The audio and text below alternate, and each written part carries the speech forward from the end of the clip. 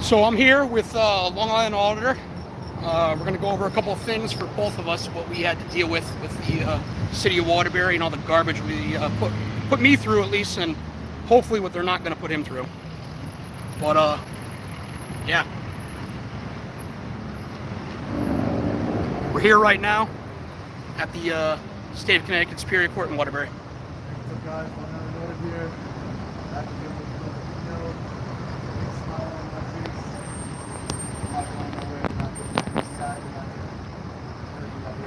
Me and Long Island Auditor, like I said, we met up earlier and just trying to help him out every way I can with what I know and what I've been through with this terrible city and their corruption from top to bottom. He's the auditor in the video I just posted. He was unlawfully arrested, property was seized outside of the Waterbury PD. If you haven't watched that video, go to the channel, check that out.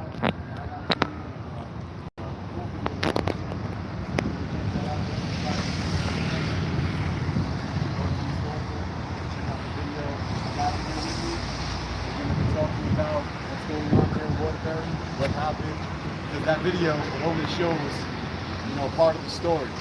This man has been out fighting his case, didn't accept any pleas. Make sure you guys throw your support behind Long Island Auditor as well. He's dealing with the same stuff I dealt with. He's actively going to be fighting the charges soon. So definitely head over to his page, check out content he has up, and give him a subscribe. In a minute, we'll get settled. Me and him will start chatting, and you'll actually hear the story from the horse's mouth about what I went through dealing with them for almost 3 years now. My case just got dismissed. I got it thrown out finally last week. That was after dealing with the state's attorney for close to 3 years. What happened? This happened 2.5 years ago, I believe. 2.5 years ago, right? 2.5 years ago. 2.5 years ago, it was his arrest. And to my knowledge, the charges were just dropped recently. That's insane to me. But like I said, I'm gonna say my story really quick, and I'm gonna pass it to him to tell his story. So I was filming peacefully at the post office. For those of you who don't know, out here in Waterbury, and the postal employees there became really irate and told me to turn off my camera. They wouldn't listen to me. That I had a First Amendment right to film in there, Poster 7, all that.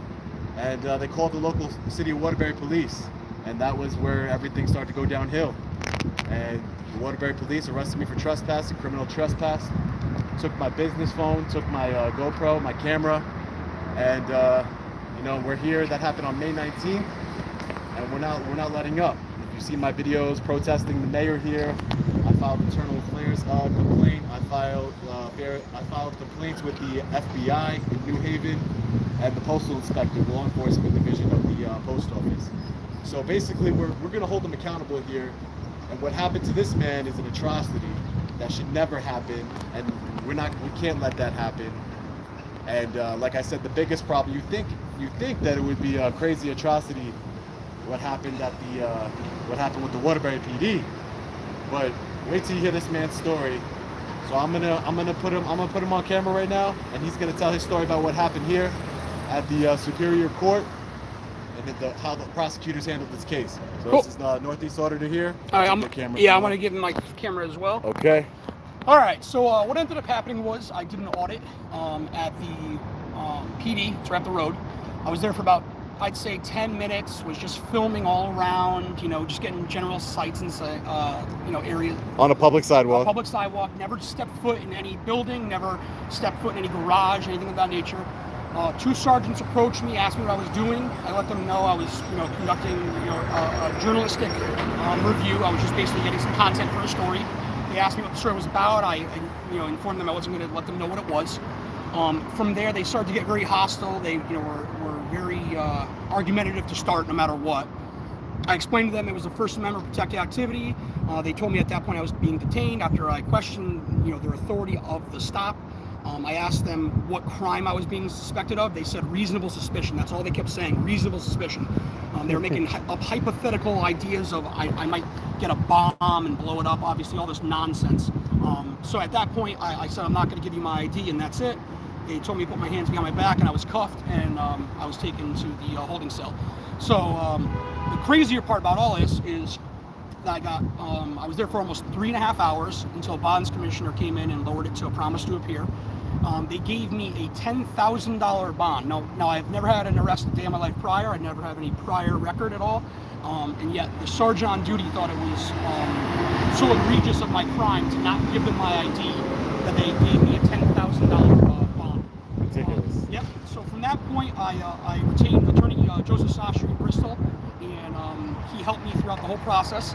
We had our first court case, and first court date, I'm sorry, and he informed me right off the bat that this is going to be a quick, we're going to get this thrown out rather quickly. You would think. You would think. 2.5 years later, we were still fighting this, and I just got the charges dropped last Friday. Basically, in that time frame, we dealt with a completely crooked prosecutor in Kathy Austin. She made sure she dragged the issue out as long as possible. She fought us on every argument we made. We filed for a motion to dismiss back in 2019 that we were pretty certain we were going to be granted. I mean, there was nothing here. Obviously, they had no RIS. They couldn't even come up with an idea of a crime. The only idea they kept going back to was that they were concerned over. Oh, that's what they used. In their report, they cited a possible ambush scenario because it happened in Texas years prior. And go to find out, after me and my attorney did some research, there was no incident involving a PD. It ended up being a local gas station that the gentleman went to, and he got ambushed by someone whose wife he was having an affair with, is what ended up happening. So it had nothing to do with an actual PD or anything of that nature. They literally made up the story. Like I said, last Friday they were finally dismissed. She fought us on the motion to dismiss back in 2019. We had, at that time, Judge Schwartz. He ruled against us on the motion to dismiss, and the biggest... Ruled against the Constitution. He ruled against the Constitution. And here's the biggest egg on his face afterwards.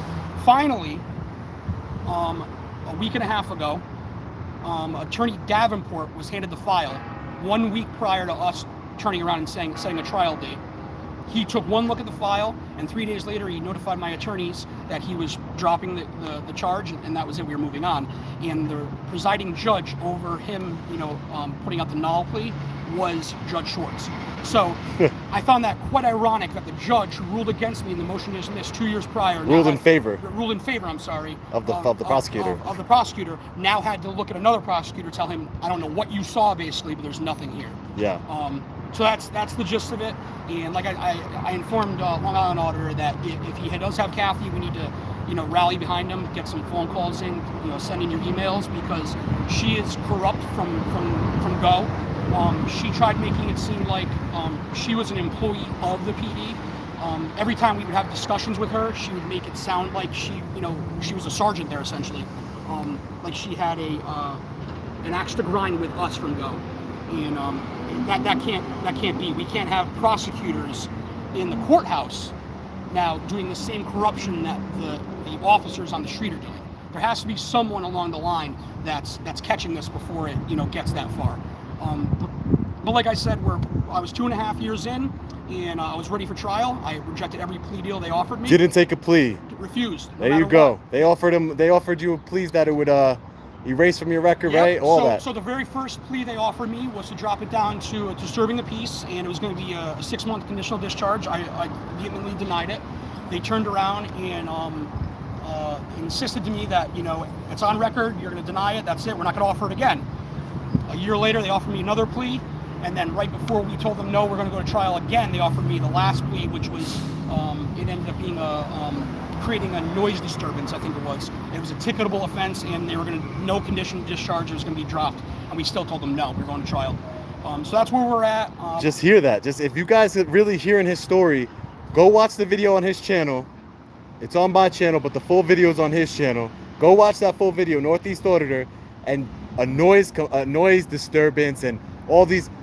How can somebody look at that video and know the facts of the case and still want to prosecute the case? This is why when he told me this story, I got in contact with him as soon as I saw this, as soon as I got this, as soon as I saw his video, and you know, it's scary. It's definitely scary. It's scary, but you know what? I'm glad that you're here, and I'm not glad it happened to you, but Yeah. I'm glad that we're bringing more light to it. Yeah. Because at the end of the day, we need this. We need you know, more eyes on it. We need more people to recognize that this corruption is going on, and it's a thing.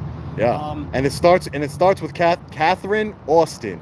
Catherine Austin. If you have a problem with the way she treated Northeast Auditor here, if you want to make sure that she doesn't treat me the same exact way, that 2.5 years for what he did. What he did was exercising his constitutional rights. 2.5 years in the system.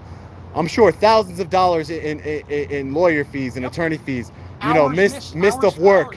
Missed off work. When did you get your? When did they took his phone? They took his camera equipment, and he didn't get it back till. They confiscated my cell phone, my camera, my tripod, and I didn't get it back for 6 months, I believe. And they still have my SD card, which I have videos of my children on there that I was looking forward to seeing. You know, things of that nature. Why didn't they give you the SD card yet? I have to get it back this week. Okay. But my point is, they refused to even give it back after they pulled what they needed off of it. Okay. And I'd like to also say that if you're going to call up and you know, give Kathy a holler and let her know that, you know, we want this dropped for Long Island Auditor, definitely give State's Attorney Davenport a call and commend him for looking at this and throwing it out. Because we don't want to only complain. No. We want to acknowledge. He looked at the file for 3 days, and he could have gave it a layup when we went into the courtroom and said, you know, the pandemic, we don't have time to prosecute this. He flat out said, after reviewing all the footage and after, you know, going through all the files, we're gonna you know, get rid of this. So I commend him as much as I. That's the Davenport. Davenport. Yep. Davenport. Yep.